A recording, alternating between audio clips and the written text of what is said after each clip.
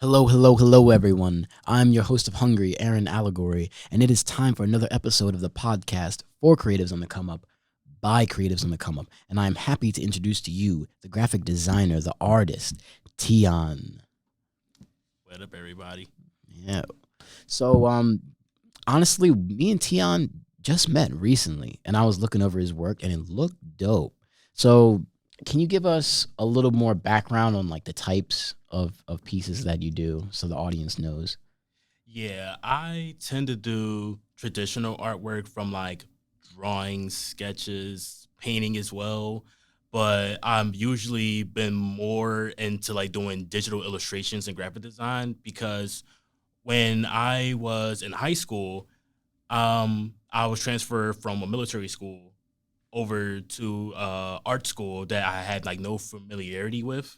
Okay. But then I was in the graphic design class for the first time, and I started to feel okay. I'm starting to get comfortable with this class. But then there was other art classes within that school as well. They had like a fashion design class, they had a book arts class, they had a 2D, 3D design class. But then I felt that graphic design was like my main focus. Nice. Nice. Honestly, that's dope. I've been looking into graphic design just because I'm like an independent artist. So like making my own album covers is the thing. Like I Yeah. either got to make it myself or outsource. So the first I'm recording my first EP right now, and that's what I was doing before we met. Actually, Uh, earlier today I had a recording session for it. And now I'm like, okay, well, I finished writing it. I got one more piece to record, and then it's really just designing everything that goes along with it. So, like, getting into graphic design is cool. One thing I do want to ask about that is what we talked about earlier. You draw your drawings first, and then import them to your computer, right? yeah. So, what is that? What is that really like? Because when I was looking into it, I was thinking of like getting an iPad so I could use the pen and Yeah. like draw on the tablet. I feel like that would feel very natural. So how is it like drawing with a mouse? I feel like that's like the biggest thing I would have to overcome. Yeah, because a lot of people been having that conversation. Like, I really don't like when they're using like their laptop. They don't really like using that touchpad. They usually go for like a mouse or they use a Wacom tablet and start using that too. And I actually have a Wacom tablet, but I'm still trying to get into that aspect of using that tablet more than I usually do with the touchpad because I've been doing that for like 7 years now with the touchpad, and I'm starting to get into the Wacom because the Wacom I learned in college. Okay. Yeah. It's an interesting like transition or like even it's like being well, it's not like being pulled from two sides, but you got options, Yeah, you know. And I gotta really just figure out which one I want. I guess it's also a double. It's a more in depth decision because I'm also trying to upgrade my laptop, and just because it's getting into art and everything, one of the top laptops is gonna be like a MacBook Pro. yeah, But I really would wish that like if I could do it all on an iPad, that would be perfect. If they made an iPad or if they made a MacBook that was a touch screen like screen and I could yeah, flip it over and use it like that, that would be perfect. yeah. Kind of like the Surface from like Microsoft because my girlfriend she uses her iPad a lot. She uses Procreate, and I'm trying to get on that wave to get an iPad and start using Procreate a lot. But I've usually been using Photoshop and Illustrator all my life, and I did learn about Clip Studio Paint. I use Clip Studio Paint just a little bit, but it's just not as good as how I usually do with Illustrator because I've been working on a whole lot of artwork in Illustrator, and it's just like that capability to where you are using one app and you just thinking like, will it be just as good as you are with this app, but then working on the other? It just depends on like how your Yeah. experience from that one app goes on to the other app. Yeah, how well does it translate? Yeah, Same thing goes with like music software. Like one of the easiest ones to pick up is going to be FL Studio, just because like if you hover over every button, there's a little bar in the top left that says exactly what it does. yeah, So it makes it super easy for people to learn. And then when you want to like pivot though. If you want to go like, if you're gonna go in a professional studio setting, they're probably using Logic. If they're using a Mac, right? They're most of them probably upgrading out Logic. They might be using Ableton or Pro Tools, and a lot of people have to like know multiple DAWs. Yeah. So it's always interesting like that. What is one struggle that you faced along your creative journey? It seems like it's been a good amount of years that you've been on this journey. Yeah. And what is one struggle that you faced, and how did you overcome it? Well, the one struggle is still the struggle that I'm trying to overcome right now, and that's being more consistent with your artwork. Because you know that you have stuff to do outside of like doing artwork. Like you gotta go to work, gotta take care of yourself, your mental Hmm. health, and all that other stuff. But me, I've been trying to be more consistent with my artwork ever since. Not as much how I was in high school because I was doing like a lot of work in high school and going into my freshman year of college. But then after that, I just stopped slowly losing inconsistency with my artwork, and I'm trying to like get back to that groove I had like before. I feel you. I feel you. I'm in a similar position of like, I just did this EP. I wrote this EP in, let's see, December, January, February. We're in March. I think I finished writing the last one in like the beginning of March. So it took me like 3 months to write these 6 pieces.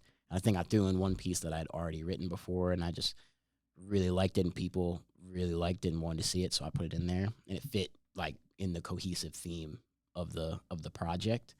But I've been trying to push myself as a creative, and I feel like that's like a thing that a lot of creatives are gonna have to get through, is like getting to that point where you're really consistently showing up. It Yeah, it it's it makes a bigger impact than people realize. I think like people know it's important, like consistency, but like you don't see it until like you do it and it starts to pay off. yeah. Like You know? just be more focused. Like you can still be more focused with being more consistent with your artwork, but then don't let some of that outside work or other stuff get in the way of you trying to finish that artwork. Yeah. I honestly, I'll stop doing whatever. If something is like taking too much away Hmm. from art, if it requires too much energy to the point where I can't do art, I'll cut it out. Yeah. Because I'm like, no, no, no, no. I'm like, that job. I'm like, y'all are benefiting more from me working on that job than I am working for it. I'd rather work somewhere that allows me to be who I am and do what I want to do. Yeah, You know. because like right now, I'll give you an example. So I worked in retail. I used to work at H&M, and Hmm. on my lunch breaks, I always bring my laptop with me, or I bring a sketch pad with me, and I always do my artwork in there on my spare time while I'm not working, and then just continue to rest when I'm at home. But right now, me, I'm a concierge, and I still do that same thing. I just like file my reports, but then I also do my artwork on the side as well because I got my laptop with me too, and I'm still doing my artwork for like Illustrator in there as well. Hmm. I mean, that's nice, and that's why I like ways to make art that are portable. Yeah, Like the portability is it's undervalued, I would say, or it's rising in value now. Like being able to do it on the go is so nice. Like that's why on my birthday is coming up next month. oh So for my birthday, I'm getting myself an acoustic guitar, just because I've always wanted to just like go on nature walks and just like play my guitar and make yeah, music. Like I have a semi acoustic, but it's not the same like volume. You know, it's semi for a reason. It's supposed to be plugged in. yeah, But yeah, so I love the whole portability thing, and that's another reason why I want the iPad. I wish that they had the MacBook computing power with the iPad touchscreen and the pen. Like if yeah, they just combine that, it would be perfect. I'd be like, cool. So all I need is this and my audio interface and maybe like a MIDI keyboard, and I'd be cool. Like yeah. we'd be set. Yep. That'd be dope. So on to our next question of the podcast, and we sort of I always end up touching on it or flirting with it a little bit. But what is some advice that you would give to your younger self? I would tell my younger self, keep fighting. Do not give up on what you want to accomplish and just stay focused on it and don't let anything else just get in the way of it, because the more that you keep letting your dream like get drifted off, it's going to be deferred, and then it's going to not come back to you until you have to find like a plan B for that plan as well. Oh yeah, yeah. Out here sounding like Lloyd. How to find a new approach to an old dream. Yeah. Yeah, I feel you. I feel you, bro. I honestly usually don't share what I would tell my inner child, like mostly on these episodes. But right now, just because yesterday I had a good moment where I like overcame something that I've been struggling with. Like I've been trying to build my own business, Yeah. and now the EP is a part of that. So I've been focusing on that for the most part because I'm like, okay, well, I can't have a business without products, so I need to make quality products. That's been my main focus, like really hard, and that's why I've been pushing myself to make this EP. But because I've been so hyper focused on that, I haven't been doing a lot of the admin work that goes along with having your own business because being an independent artist is not just making art. Yeah. It's not. You got to set up a whole bunch of other stuff. You got to set up how you're going to market yourself. You're going to need a website. You're going to need social media accounts. You're going to need, if you get booked for an event, how are you going to take in the payment? Yeah. Right? Do you have a business bank account? Are you able to charge people? Like, can you accept credit cards? You better be if you want to be in business nowadays. Yeah. You don't take card. That's a Yeah. problem. And then you gotta expand your like your pay services. Like, don't just focus on like the Cash App. There's also like Venmo, Yeah. PayPal, and all that other. Just so that way it'll be more broad, like more broaden your horizons on like how you want to like keep it up. Yeah. And it's all that little admin stuff I'd been procrastinating on because I'm like, well, what good does the admin stuff do if I don't have anything to show them? I'm like, what good is making all of this marketing if I don't have something to market? Yeah. So that's what I've been on. I've been like, grind, make really good pieces that you're gonna be proud of, and get that. So and then yesterday I overcame that because I've been procrastinating on doing some things, and I finally got here early to my studio session. And then I just was like, okay, well, I'm here early and the studio's booked up. Usually if I get here early, I can usually like sneak in and get a free like 30 minutes. Yeah. Get free 30 minutes of studio time. That's gold right there. Yeah. But I was like, all right, since it's booked up, let me just take out my laptop and do these like business things. Let me shoot some emails real quick. And I was like, oh, well, okay, well, I've been procrastinating on this since I've been writing the EP for like 3 months, and this was actually pretty quick. Like if I would have just sat here and started clicking, it would have went a lot smoother than my mind had made it out to be. I feel like my mind can sometimes make a mountain out of a molehill, just to use the common analogy. Yeah, because you want to stay focused on that mindset and not like procrastinate a lot, because I have been doing that too. I have been procrastinating. Like, I've just had my computer set up right in front of me and my artwork is setting up right in front of me, and it's just like my mind's just in a whole different place. Like what my plans are for like tomorrow, or looking on social media and Yeah, everything. Yeah. yeah, and it's crazy. It's art. Being an artist is like tricky because like artists are also like very emotional people, like, and our mental state like really matters. Or like when I have an idea for the art that I want to make, so when my headspace isn't in that space, I just don't want to do it. I'm like, well, I could make something, but it's not gonna be the art that I want to be necessarily remembered for. It'll just be the art that flows out of me at the time.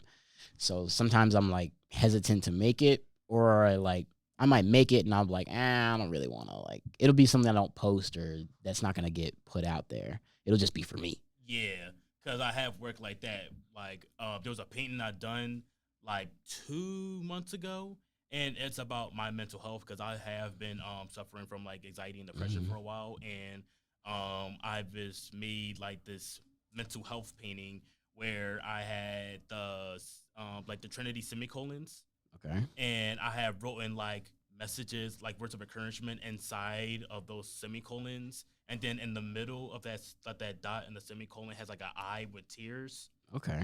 and the background is just like ooze coming down, and it's like red with like the black outlines, All right. and the red represents the negativity that's Mm-hmm. like in the background, to whereas the Trinity semicolon is just your safe space and it's your protection to just repel all that negativity from that background to just not fall back and get pulled back into it. Yeah, that's good.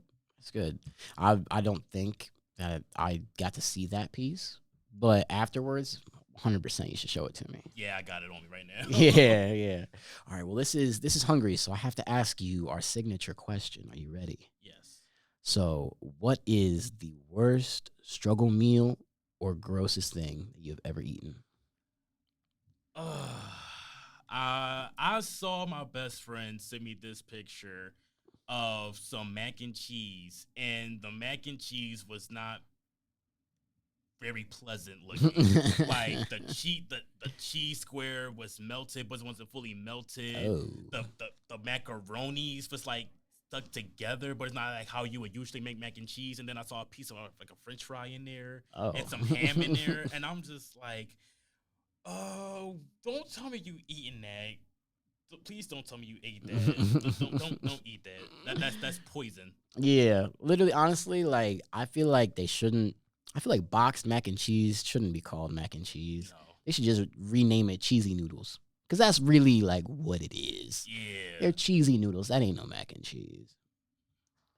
No apologies if you're a Kraft Mac or a I forget their Auntie Anne's. Is that the other bar? I don't. It's like Kraft, Velveeta. Yeah, like if you eat that, like do you? But don't bring that to my barbecue.